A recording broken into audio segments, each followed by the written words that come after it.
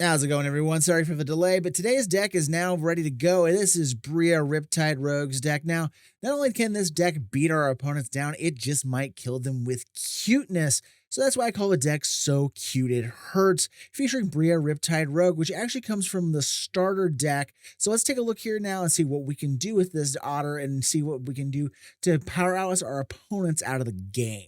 So I've had this deck brewing at the back of my brain since this card was leaked like 3 months ago. So let's delve into the wide array of new cards that I want to put into this deck, as well as some new tricks I've come up with as I've been kind of brewing this deck up. But first, let's take a look at Bria for those who don't know what she does. Bria Riptide Rogue, 2 blue and a red Otter Rogue with Prowess. Other creatures you control have Prowess, and whenever you cast a non-creature spell, target creature you control can't be blocked this turn, and she's a 3/3. Now, not only does Bria grant prowess to our creatures, but also assists in one of the biggest issues with a spell slinger or battle mage type deck that our creatures can't get through. So this allows them to become unblockable, because it doesn't matter how many spells you pour into a board full of prowess creatures if they can't get through chump blocks. Now, as I said in the intro, Bria comes from the starter kit, so you're only going to be able to find her in a foil variation, and I found that out much to my displeasure, and I had to go back and try to pick up a copy of the starter because right now, this card is selling for around $21 by itself. Moving on, let's take a look at the wealth of cards that we get from Burer for this deck, starting with Alania Divergent Storm. For 3, a blue and a red, we have an Otter Wizard. It's a 3/5 that says whenever you cast a spell, if it's the first instant, first sorcery, or first otter spell other than Alania you've cast this turn, you can have the target opponent draw a card, and if you do, you can copy that spell and choose new targets for the copy. So every otter, every instant, every sorcery we cast, for what is essentially gifting a card, we can clone the otters or copy the other spells. For some, this might sound like a crazy thing to do, but breaking the 1 copy rule of a spell in a deck via copying or cloning has proven to be a winning formula in Commander, and this lets us do it every single turn if we want to do so. Our next otter kind of goes hand in hand with the prowess fun, and that is Coruscation Mage. For 1 and a red, you get a 2/2 wizard otter that says Offspring 2, and then whenever you cast a non-creature spell, this creature deals 1 damage to each opponent. We're already going to be slinging non-creature spells around to trigger prowess, so adding in this otter, which is kind of a variation on Gutter Snipe to the deck, just makes sense to add in some chip damage to go along with all the prowess damage. Another new otter that we can take advantage of is Daring Wave Rider. For 4 blue, it's a 4/4 Otter Wizard that says whenever it enters, you can cast an instant or sorcery card with mana value 4 or less from your graveyard without paying for it. And if you would cast that spell, put it in your graveyard, and you would exile it instead. So while this is a little expensive to cast, getting a chance to recast one of our expended spells to add to the prowess count can add up, and leaving behind a 4/4 body for later combats is very nice. Now, moving along to another otter, we can get some help digging with Harnesser of Storms. For 2 and a red, it's a Otter Wizard 1/4 that says whenever you cast a non-creature or an otter spell, you can exile the top card of your library. Until end of turn, you may play that card. This ability triggers only once each turn. So a little impulse draw at the cost of simply playing our cards works out nicely, especially since this is a May ability. You don't have to gamble losing something off the top of your deck because your mana's tied up, or you know what's there, but you know you can't cast it. Whatever the situation is, you don't have to exile the card if you don't want to. And to complement this piece of impulse draw, we also have access to a brand new otter called Kitza Otterball Elite. For 1 and a blue, Otter Wizard with Vigilance and Prowess. Tap, draw a card, discard a card, or 2 and tap. Copy target instant or sorcery spell you control. You may choose new targets, but you can only activate it if Kitza's power is 3 or greater. So that's pretty easy to set up with the prowess stuff. The looter type card draw has been around for a long time, but this is one is special since it can also go on the offense and still be able to draw the cards or copy these spells thanks to the vigilance attached to it. So you can attack, throw an instant on the stack, and then be able to copy one of them. And don't forget, prowess actually stacks. So if you have Kitza or any other creature that has prowess on it, Bria is going to be there to grant another instant of prowess. So both triggers go off separately, giving more power and toughness. So one spell can actually get you to the 3 power threshold for the copying ability as long as Kitza and Bria are both on the board. And to help us free up the mana to have available for this spell spamming and to have mana available to use for something like Kitza's ability, we have Stormcatch Mentor, which is a blue and red Otter Wizard with haste, and it's a 1/1, has prowess, and instant and sorcery spells cast 1 less to cast. Goblin Electromancer has been power crept out and replaced by this Otter, and it's not very uncommon to see this thing get to 5 to 7 power while chaining spells while Bria is around, and making it very easy to take large chunks out of someone's life total. So aside from Prowess, we have another Otter with a pseudo Prowess ability with Tempest Angler for 1 and a blue-red hybrid. It's a 2/2 Otter Wizard that says whenever you cast a non-creature spell, put a +1/+1 counter on Tempest Angler. So rather than these temporary boosts that Prowess gives, the Angler gets to keep its power and toughness gains as we cast our spells, making it very dangerous for our opponents if it sticks around, since it's going to get larger and larger the longer it's on the board, and it's going to snowball, especially once Bria is around, to make it unblockable for a finishing blow. Then next up is an Otter that can exponentially grow the board with Storm Splitter. For 3 in a red, you get an Otter Wizard with haste. It's a 1/4 that says whenever you cast an instant or sorcery, create a token copy of Storm Splitter. Exile the token at the beginning of the next end step.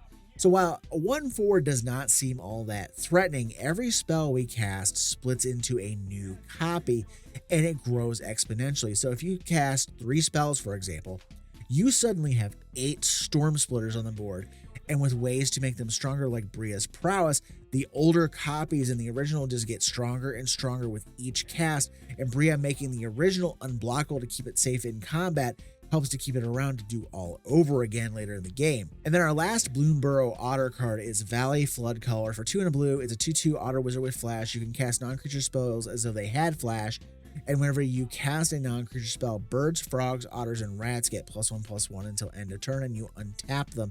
So this does a couple things for us. First and foremost, it essentially grants prowess to all of our birds, frogs, otters, and rats that we control, but also gives them a pseudo vigilance. And if it gives us the ability to flash in artifacts, enchantments, sorceries, or even Ral off of the deck, he'll be coming up soon, it just keeps them safe and creates combat tricks if someone decides to swing in on us. But I also have one not Bloomburrow Otter in here in Eon Frolicker. For 2 blue, you get an elemental otter with flying. When it enters, if you cast it, target opponent takes an extra turn after this one. Until your next turn, you and planeswalkers you control gain protection from that player, and it's a 5/5. You can play some politics with this one and make it so they can't take you out if they go off on their turn, since you gift them that one thing off the trigger, but then as long as this survives, you have a nice 5/5 flying attacker.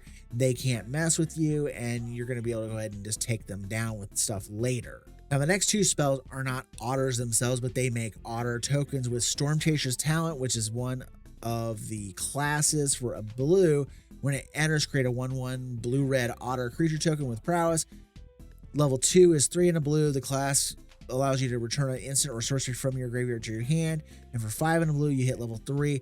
So whenever you cast any more instants and sorceries, you create more 1/1 blue and red otter creature tokens with prowess.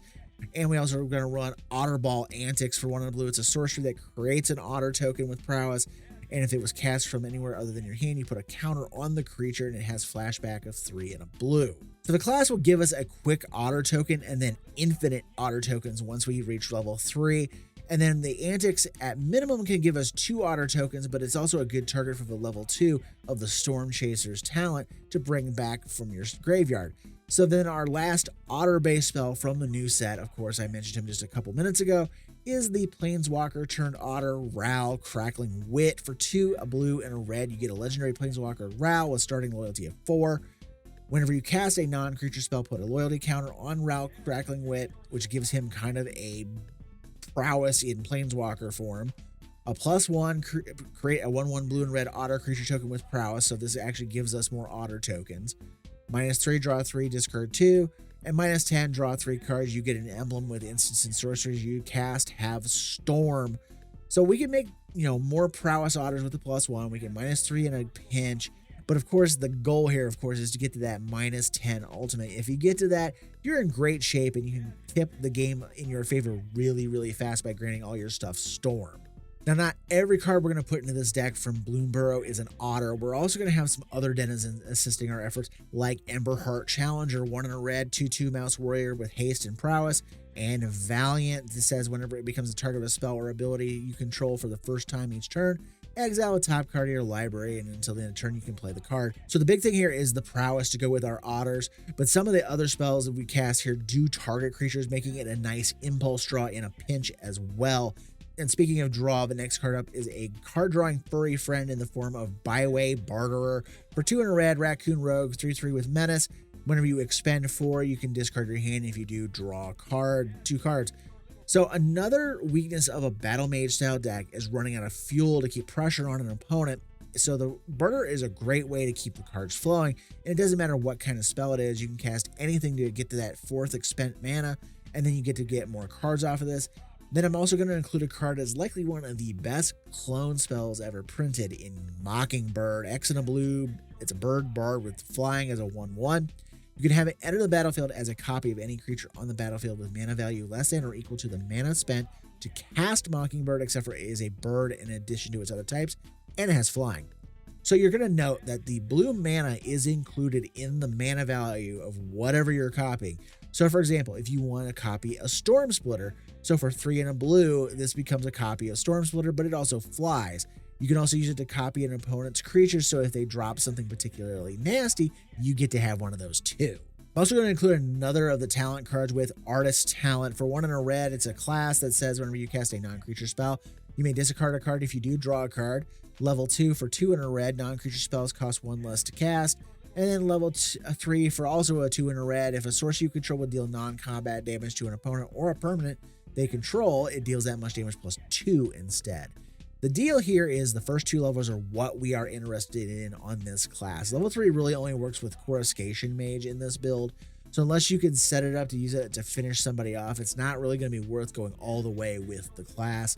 Otherwise, this is a nice static rummage draw and a spell to discount our spells at that level 2 that complements the Storm Catchmenter we talked about earlier. And then our next card has better variations available to us, but I'm going to go ahead and keep using it because it's more thematic, and that card is Hoarders Overflow. For 1 and a red, enchantment when it enters, and whenever you expend 4, you put a stash counter on it, and then you can pay 1 and a red and sack it to discard your hand and draw cards equal to the number of stash counters on it.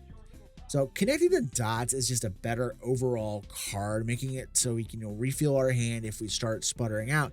But the overflow allows us to expend 4 off turn as well as on our turn to still get counters on it, so we can keep trying to build it up a little bit faster. Either card is a good choice for the deck, but I wanted this one just because it's Bloomburrow centric. Then we have a card that I brought up in the Family Matters pre-con video, Season of Weaving. For 4 blue sorcery, choose up to 5 paw prints worth of modes. You can choose the same mode more than once. For 1 paw print, draw a card. For 2, choose an artifact or creature you control, make a token copy of it. Or for 3, you return each non-land, non-token permanent to its owner's hand. This lets us get a thematic board sweep into the deck and card draw or a cloning effect into the deck. It also lets us get a blue sweep in the deck that is not Cyclonic Rift. I like the season cycle, and this one is great in this deck since we can leave our otter tokens behind while getting rid of big nasty threats. In ideal fashion, just like in the other video, you can copy your best creature and then bounce all the non-token stuff when this resolves to keep a copy of whatever you cloned with it, including the commander. And then our last card from Bloomburrow isn't going to be splashy, except for its name, with Splash Portal. It's a it's a sorcery. Exile a target creature you control and then return to the battlefield under its owner's control. If the creature is a bird, a frog, an otter, or a rat, draw a card. Well, we have plenty of otters in the deck, so this is just a great way to go ahead and get some more otter action going on. Blink, reuse the ETB effects, all kinds of fun stuff like that. Now, the rest of the deck we've broken down into a few categories, starting with more Prowess. Since Prowess stacks, it makes sense to start with some Prowess on our other creatures as well. So we're going to load up on some Prowess creatures that are not otters, such as Monastery Swiftspear, Storm Chaser Mage, and Eris Roar of the Storm. This gives us more Prowess creatures early on to work with our otters, and Eris actually creates Prowess dragons for us as long as we get spell spammy and can trigger on each player's turn. So as long as you have instants to use off turn or a way to flash things in, you can net extra tokens off of Eris, and those tokens have Prowess as well. And not quite in the Prowess vein, but close enough, we also have Ashling Flame Dancer in the deck. Just her mage craft trigger lets us rummage for new cards, blast opponents and their smaller creatures, or just get a burst of mana that doesn't go away as long as she's around, so you can pull mana off of her to dump into spells later. And that leads us into the next category, which is more spell slinging. Aside from the Bloom Burrow spells, that we're going to need some combat tricks, card draw, and more just to really make these otters go. So I'm going to include sorceries such as Chart a Course, Deep Analysis, Lock and Load, Ill-Timed Explosion, and Pyretic Charge. There's lots of more ways here we can draw spells to power up our prowess and keep spamming spells. And then we also have Pyretic Charge, which can also give us an additional burst of damage and act as a finisher for us if we discard a full grip into it. For instance, I'm going to be running Behold the Multiverse, Big Score, Frantic Search, Fists of Flame, and Twinferno. So we have more card draw, more combat tricks, including the Fist of Flame, which gets better as you draw more and more cards before you cast it. And then there's Twinferno, which can grant double strike, which is really good on something that's unblockable, or you can just copy a spell to try to finish something off, which does silly things sometimes, especially if we cast something like the aforementioned Pyretic Charge into it. As for the rest of the deck, I would classify that as dumb tricks, things that are going to help us get additional prowess on our creatures, such as using Irenicus's Vile Duplication and Spark Double. Multiple Brias lets us layer up those multiple instances of prowess on our creatures, so these two can actually do some nice work for us, giving us a way to clone our legendary creatures without the drawback of only being able to have one of them at a time. Then we're going to delve into the more recent Assassin's Creed set for a couple of the free running spells that seem to work pretty well here. We have Eagle Vision and Overpowering Attack. They're pretty costly to cast at their base cost, but with Bria being able to make herself unblockable, it's pretty trivial to get the free running trigger costs off of these, giving us a cheap burst of cards or a super cheap way to get that extra combat going. Then we're going to start cheesing off some extra casts with Throes of Chaos and Possibility Storm. The cascaded spells off of Throes of Chaos actually nets us an additional cast. We're going to get 2 non-creature casts each time we use it, even with it's used with the Retrace ability, since the cascaded spell is cast from exile. And then the same thing goes with Possibility Storm, which does a double duty for us. We get to do our 2 casts, because you're going to cast your spell into the Possibility Storm.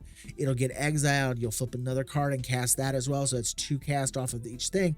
But it also can protect our board since it messes with what our opponents are trying to cast as well. So if they're trying to remove our stuff or remove the storm, they're going to have to work extra hard and hope they have extra hits on their removal first. And then the last category is what I call the big finish, because of course we can't do this without a quote-unquote Craterhoof style effect in the deck, which in this case is going to be Mizzix's Mastery. All these spells that we've been slinging around and can be exiled with an overloaded Mastery, and each of the copies are actually casted thanks to the wording on the card.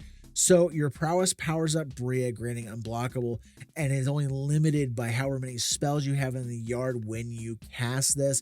So as you bring back 10, 12, whatever amount of spells, you're gonna be able to go, okay, prowess triggers on all this, and I'll make these 10 to 12 creatures unblockable and swing in, and you're just crushed. So that's what I have for Bria Riptide Rogue. What did you guys think? Let me know it in the comments down below, and while you're down there, please like, share, comment, subscribe. All those things help the channel grow. And as always, thank you for watching. Have a great day, and I will see you in the next video.